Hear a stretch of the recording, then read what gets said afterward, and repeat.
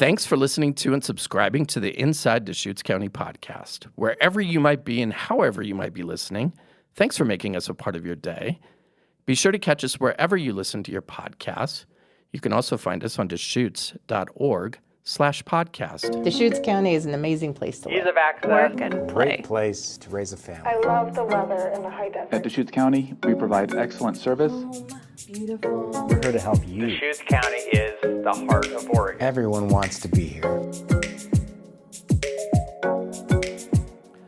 This is episode 5 of the Inside Deschutes County podcast. Thank you so much for joining us. This is a place where we discuss the biggest stories in the county and we bring you the people behind those stories. Lots to talk about. Today we go inside the Deschutes County Fair and Rodeo with County Commissioner Patti Adair and Fair Director Geoff Hinds. They'll join me in just a moment. I'm Eric Breon, producing this podcast from the Deschutes Services Building in Bend, Oregon. We bring you this podcast monthly, but we're just having so much fun. There's so much going on that we're going to ramp that up and bring you episodes more often. But first, we have lots to get to today, so we're going to jump right in. The weather's getting warmer. We're almost to August. That means the Deschutes County Fair and Rodeo is right around the corner, happening August 2nd through 6th at the Deschutes County Fair and Expo Center. My guests today are Fair Director Geoff Hinds and County Commissioner Patti Adair. Thank you so much for being here. This has got to be an exciting time for both of you. Commissioner Adair, can you talk a little bit about why this is such a big thing for the county? It's a big thing because we have the most famous county fair in the state. People come from all over the country to see our fair, probably all over the world, if you want to be honest. And it's just ever growing. So appreciative of all the work that Geoff Hinds has done to improve our fair, give it an edge, bring in new talent. We have it's the second year for Roxy to be the rodeo director, but it's going to be indoors, the nightly rodeo. It's great. It's just a lot of things to do, and then we have a lot of concerts there too. So this is a busy time of year for you, Geoff. Yeah, this has been a really busy year, and as we get into the end of July and the beginning of August, probably the busiest we've ever been. But certainly the most exciting time for us is the production of the annual fair and rodeo, and it's just around the corner, and we've got a lot of exciting activities planned for this year, piggybacking on some of the things we've done before, the growth we've seen. Just continue to add and make it even bigger and better and more exciting each and every year. And we're excited to see what everybody's reaction is this year. So what's new this year? There's got to be some new things that people who are listening to this podcast are going to go, man, what do they, what tricks do they have up their sleeve this year? What can you share that they might get some insight on? Yeah, I mean, new is the thing we really try to focus on. We always want people to wonder what we're going to do next. So that's kind of on the forefront every year, and a lot of new activities this year. We're changing out a lot of the grounds entertainment. In the past, we brought things like live sharks to the high desert, and this year is no exception. We're bringing a sea lion show. That'll be fantastic, an opportunity to see those. You're going to that, right? Oh, surely. Yeah. Yes. Yeah, it's a great chance to see those animals just kind of swim around in sort of their semi-natural environment. They're all rescued animals that are unable to be released back into the wild, but they swim around. You can see them all day, and then they showcase their tricks and some of the things they can do that mimic those activities in the wild, but they're cared for, and a great chance to be right up close with them. And, that we have so much more as well. The other thing that I'm most excited about for this year, we're bringing a nightly drone light show into the market. We've kind of seen some instances of that down here in Sun River. They did it for 4th of July, and I think they've done a few others. The one they're doing, is a little bit on a smaller scale than what we're going to do. Everything we do, we try to do just bigger and better and on steroids. So. Where do people need to be for that? That's the first I've heard of that. Do they need to be in a certain part of the fairgrounds, or at what time do they need to, do you know? Yeah, so it'll be after the concerts nightly. The best location will be on that concert lawn, kind of looking up over the stage. It'll be integrated into the stage, so there'll be some video on our video walls, some music, and then the imagery that's up in the sky. It's a 400-foot tall image and floating in the sky, so it should be visible not only just on the fairgrounds, but also to some of the surrounding areas around Redmond. And we've got a little sneak peek for those of you that live here in Redmond or in Bend the night before fair opens. So make sure you keep your eyes up over downtown and the Old Mill District on Tuesday night, Tuesday the 1st. Well, that's pretty cool. Commissioner, you'll be flying your drone. Is that what I've heard? I'm sure I will be, yes. Commissioner, the fair is ingrained in so many people's, kind of growing up, their childhood, what are your favorite memories of going to the fair? I'm sure that you've got some, is it the rides? Is it the animal? What are your favorite parts of the fair? I had, 4 different types of animals that I was showing. So I normally would work really hard to become the grand champion showman in Morrow County in Hebner, where I grew up. I was in 4-H for 10 years.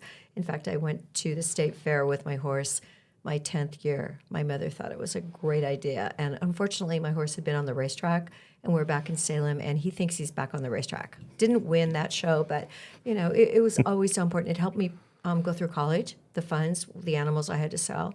So it really brings back all kinds of memories, and that's why I believe that we need to always promote our 4-H and FFA youth in Deschutes County. This is such an awesome opportunity for them to earn money, pay for their expenses. You learn the bottom line when you have to raise an animal, pay for your costs, but then actually put the rest of it in for, let's say, your college fund, or if you're going to go on to different kind of training. But it's just great for the kids. The record of last year, I think, was 1.8 million of our sales, and I'm hoping with the economy being what it is, that we can get that same support from our community. A lot of people in the community come in and spend tens of thousands of dollars on the youth, and I am so appreciative. Yeah, that's pretty cool. Yeah, it's a really important part of what we do as fairs, and really speaks back to the history of where fairs came from. Over 200 years ago, the modern agricultural fair in America was born through that livestock show, right? Eucaniah Watson brought his string of sheep and tied him to a fence post in Pennsylvania, and now that's led to what we have today and what we get the chance to showcase to our community. So it's so important to what we do is that livestock program. It makes us unique, but it also prepares the future leaders of our community for what they're going to do next. They learn work ethic, and they learn how to raise their food and their fiber, and they're involved in hands-on agriculture and livestock and in these other programs, and it's so important. So for a lot of people, coming to the fair is the one chance a year to see a fluffy animal or a cow or something that they may drive by every day, but it's that chance to see it up close. But for those kids or those exhibitors that are involved in it, they've been involved in that program for countless hours to prepare to get ready for fair. The auction animals that are going for the market program, they've had to get them ready for that and ready for sale. And those showmanship kids, they've worked with those animals for hundreds of hours to be able to get them ready to show in that class. I mean, you think about all the work that goes into training a dog how to sit. Imagine trying to train a cow.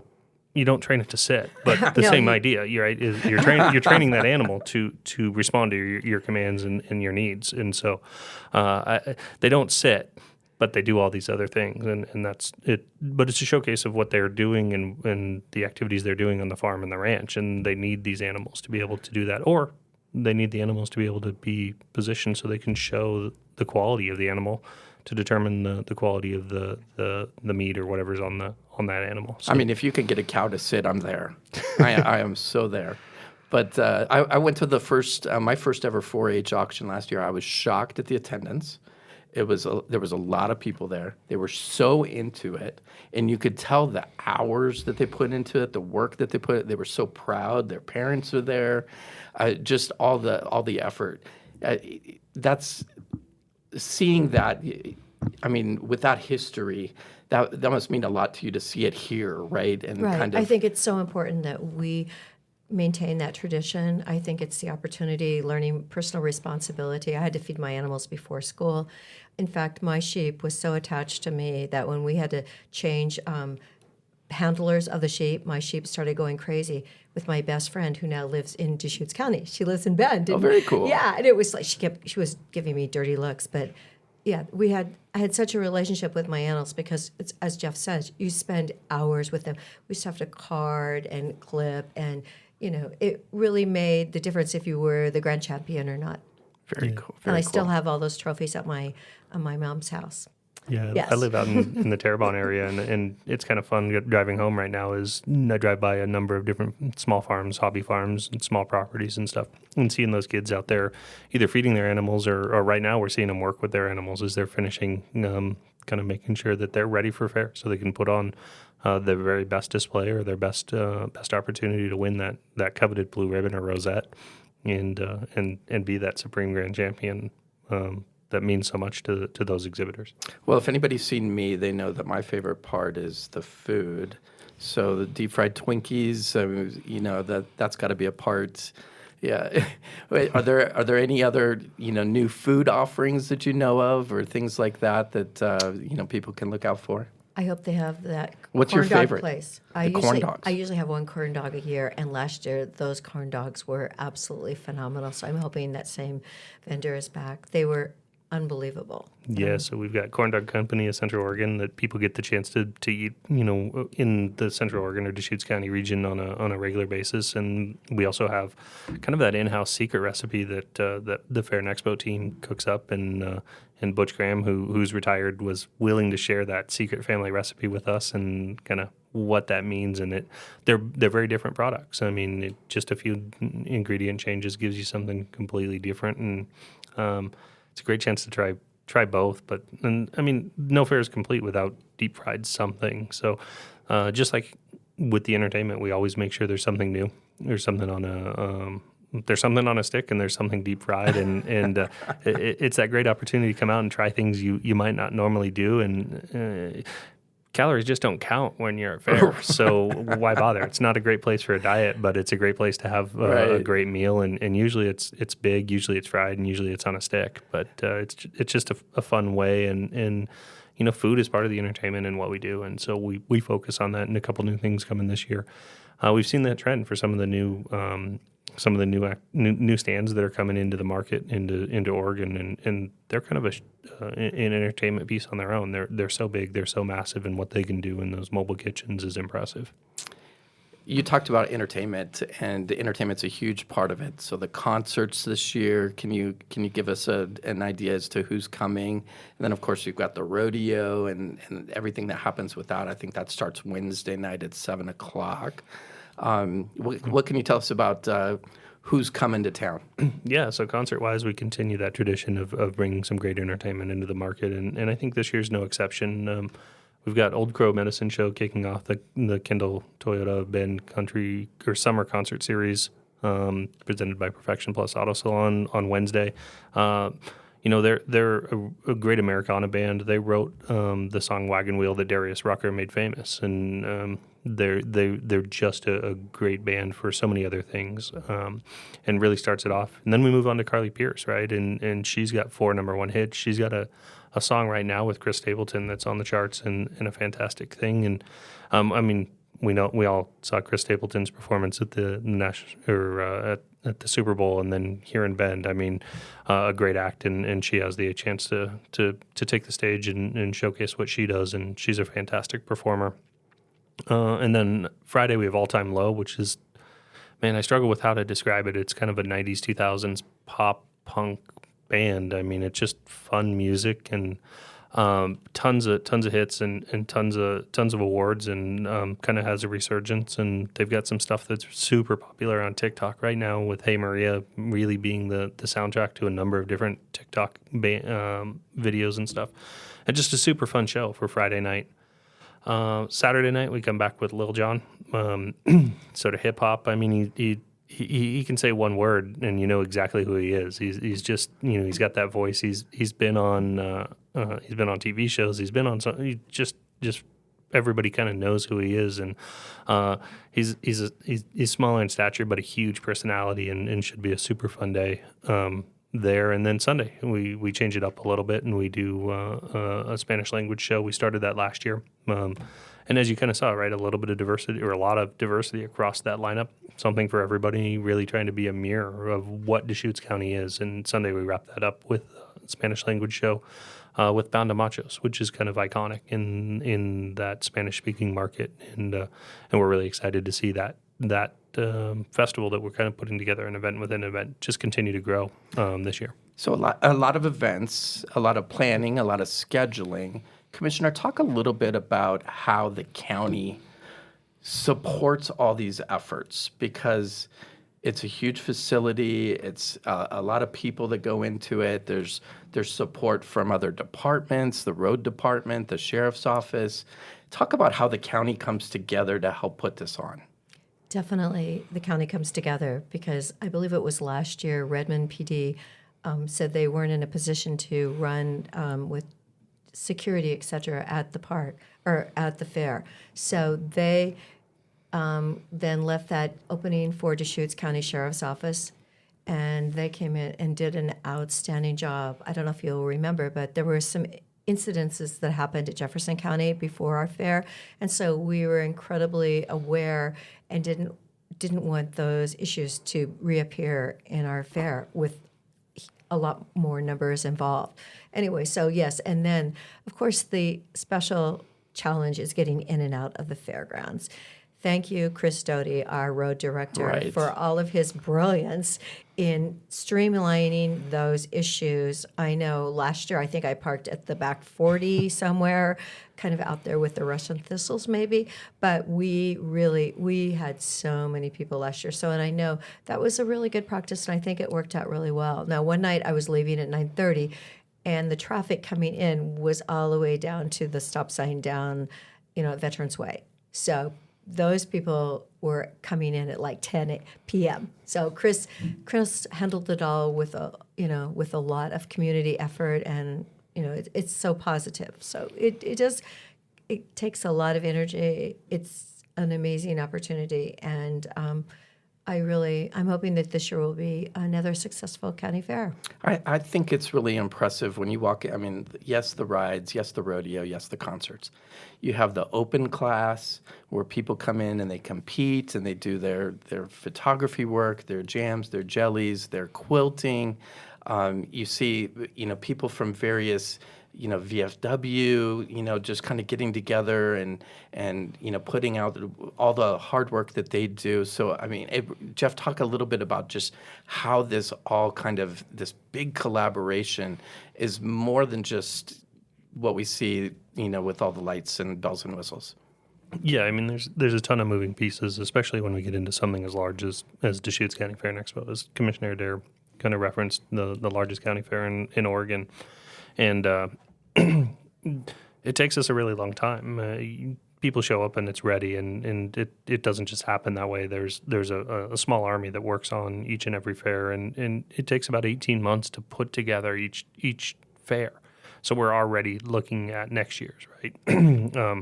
The different things we're gonna bring into town, the changes we're gonna make. This is coming up is the opportunity to evaluate what we did this year, but also take it into consideration of what we're going to change and evaluate or adjust for next year. But with all those different moving pieces, it takes forever. It takes an army. It takes Deschutes County. It takes Chris Doty and the roads department, Chuck and his entire team to be able to get people in and out and to do that safely and to make sure that we're not having a negative impact on the surrounding community, right? Those that live around our property. And so they've done a fantastic job of putting together plans that just work, and they seem so seamless, but I've been on some of the planning of that, and I know that it's hundreds of hours to prep and get ready when you're closing roads and highways and all kinds of stuff and changing the direction of traffic. It's a big deal. I really want to recognize and thank Carrie Penhollow for serving as president of the Fair Association.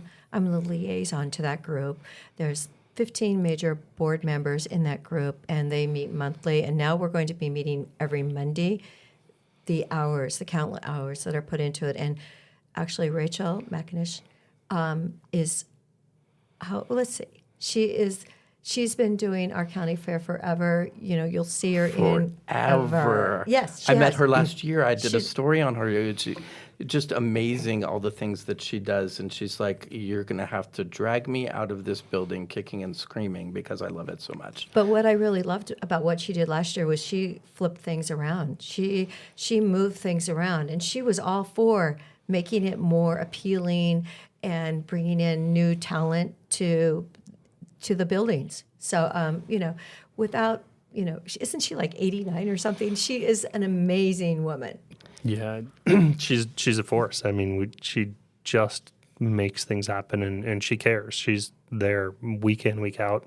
She's there before fair, and she just cares. And she's one of many, you know, that do that. And you know, I'm honored to work with great staff members from Deschutes County, but also all these countless, I'll call them volunteers, but they're not. I mean, they're much more than just a volunteer, but they do volunteer their time. So they're involved in the planning and the efforts of what we're going to do. We give them the power to make their adjustments and changes to their area, and empower them and give them the tools they need to be successful in their own way. And when you talk about, you know, all these different things, it's because there's a lot of people that care and that have made it important in their lives, and for some of them they focus on it year round, and just what they do is a great show for the rest of the community. Geoff, I'm curious about your story because there had to have been a time in your life of like, I'm going to work in the fair. You know, how does one? Did you grow up with the fair? Is this ingrained? Did your parents do it? What was your story and how you got into working in fairs? Yeah, I mean, there was a time in my life when I'm like, I'm not going to work at a fair, and that's because you kind of hit on it, right? I was raised by my grandparents, and my grandfather was the CEO of a fair. A fair? A fair. Let's A fair?